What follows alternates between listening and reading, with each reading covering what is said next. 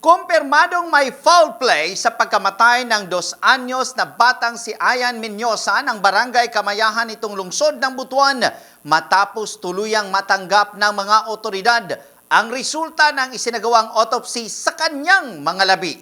Ayon kay Police Major Ayan Lodonia, Station Commander ng Butuan City Police Station No. 4, blunt traumatic injury sa ulo ang sanhi ng pagkamatay ng bata o pinsalang dulot ng pagtama ng isang matigas na bagay.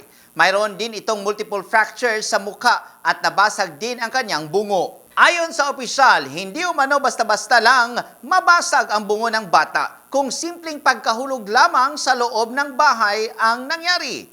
Dahil dito'y bumuo na ang Butuan City Police Office ng Special Investigation Task Group o SITG para sa mas malalimang investigasyon sabay hikayat sa mga magulang ng bata na ilahad na sa mga otoridad kung mayroon pa silang nalalaman na hindi nila inihayag. Nilinaw din ni Major Lodonia na mahigit sa isang tao ang itinuturing na person of interest sa pagkamatay ng bata.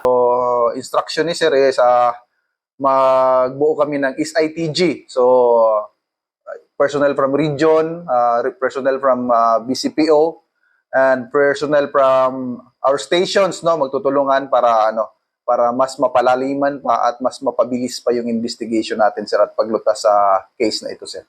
Mula dito sa Bombo Radio Butuan, ito si Bombo Kevin Linaak and this is Bombo Radio Philippines, the #1 radio network in the country, your trusted source of news and information.